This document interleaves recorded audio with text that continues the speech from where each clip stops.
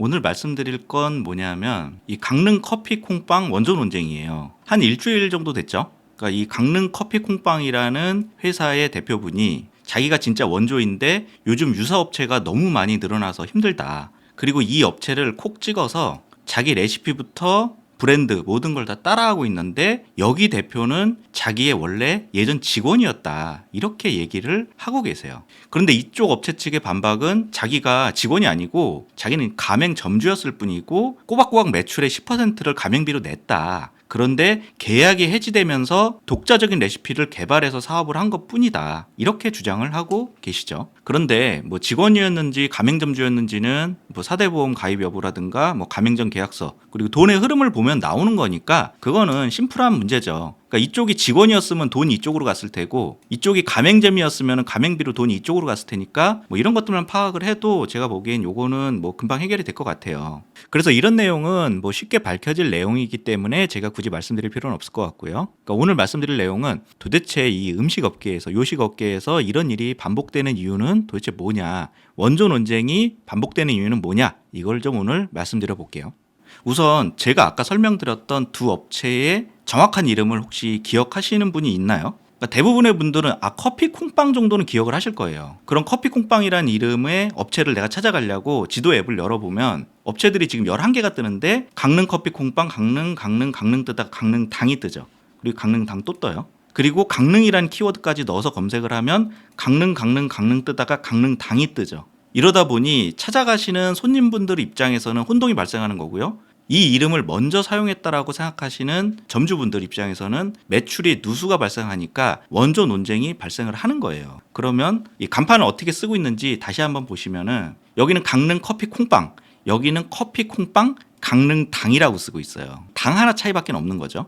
그러면 이 당의 의미가 뭐냐? 이게 집당자를 써서 식당 할 때 그 당이에요. 그러면 서당, 전당, 뭐 국회의사당 할 때 그 당인데 그 의미는 집, 방, 뭐 가게, 점포 이런 걸 의미를 해요. 그러면 이 단어를 해석을 해보면 커피 콩빵을 파는 강릉에 있는 가게 이렇게 해석이 되고요. 여기도 동일하게 해석이 되겠죠. 그런 의미가 같은 거예요. 그럼 사람들이 헷갈릴 수밖에 없죠. 정확한 단어를 암기하는 분들이 드물기 때문에 의미가 같으면 사람들은 유사하다고 생각을 해요.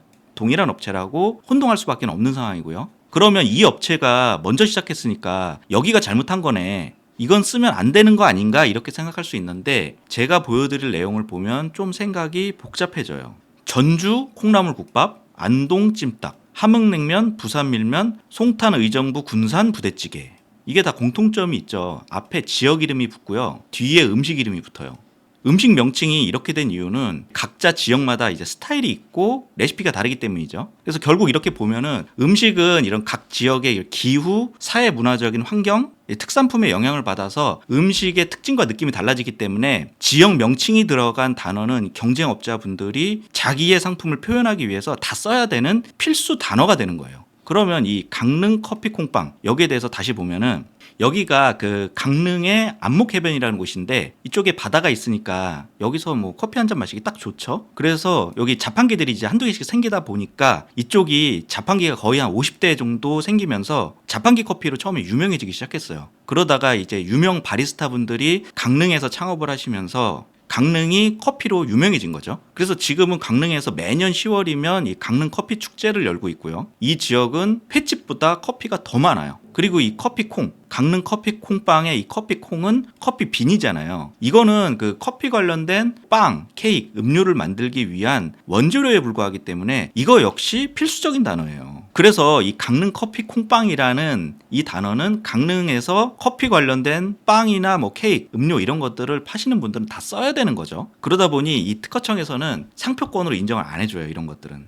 왜냐하면 한 명이 상표권을 갖기 시작하면 다른 분들은 상표를 사용할 수가 없기 때문에 이런 건 등록을 안 해준단 말이에요. 그러면 아까 맨 처음에 이 두 업체가 상표를 갖고 있다고 했는데 도대체 어떻게 등록받은 거냐? 이 업체 같은 경우는 이 그림을 넣어서 등록을 받은 거예요. 그러니까 특허청에서는 이런 거는 식별력이 없다고 해서 이것만 갖고는 등록을 안 시켜주니까 그림을 넣어서 받은 거고요. 그리고 강릉당에서는 그러니까 이게 어떻게 나왔냐면은 이 커피 콩빵의 자음과 모음을 이용해서 이런 로고를 만든 거죠. 그래서 이런 상태로는 두 분 다 강릉 커피 콩빵이라는 단어에 대한 독점적인 권리는 갖지 못한 상태라서 서로 못 쓰게 하는 것도 불가능하고 제3자에 대해서 못 쓰게 하는 것도 지금 불가능한 상표인 거죠. 그러니까 남산 돈가스도 똑같은 케이스예요. 그러니까 여기도 이 남산에서 돈가스를 파는 모든 분들이 다 써야 되는 상표인 거죠. 그래서 이분도 남산 돈가스라는 이름에 대해서 상표를 갖지 못했던 거고, 건물주는 상표권이 없는 거니까 그냥 마음대로 썼던 거죠. 그래서 원조 논란이 계속 발생을 하는 거고요. 심지어 어떤 경우도 있냐면요.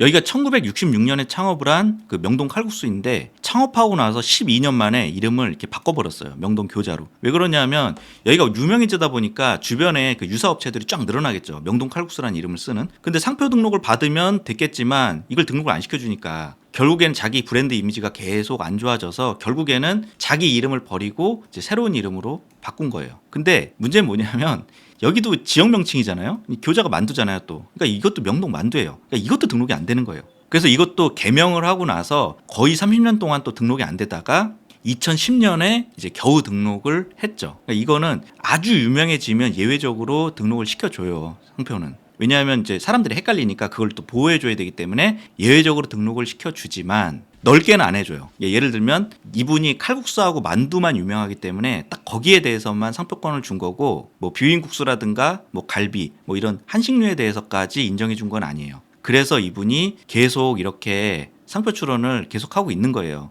그런 넓은 범위, 한식이라는 이런 넓은 범위까지 등록을 받기 위해서 계속 출원을 하지만 특허청 입장에서는 그런 것까지는 안 해줘. 이게 예외적이기 때문에 그런 넓은 범위까지는 안 해줄 거야 해서 이제 계속 거절이 나고 있는 상태인 거죠. 혹시 이제 착각하실까봐 말씀드린 건 뭐냐면은, 그러니까 이 상표는 그 칼국수하고 만두에 대해서만 등록을 해줬어요. 칼국수 만두 전문점. 그러면 뭐 쫄면이나 김밥 이런 건 써도 되는 거냐, 명동교자라는 이름으로.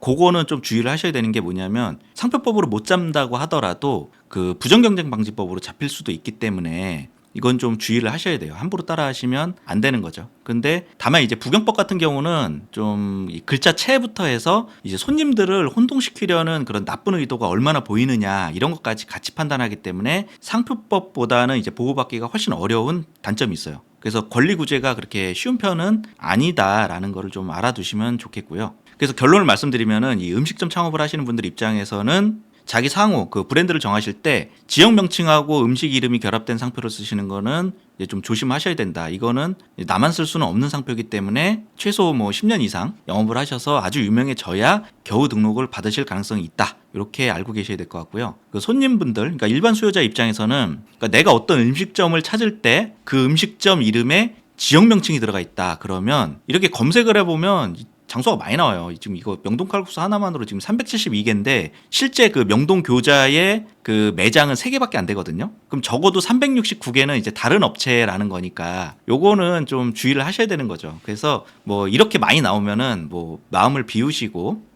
그냥 그 지역 스타일의 음식을 파는구나 하면서 가까운 데 가시거나, 그게 아니라면 이 주소까지 꼼꼼하게 체크를 하셔서 가야 그 엉뚱한 곳에 가는 위험을 줄이실 수 있을 거예요.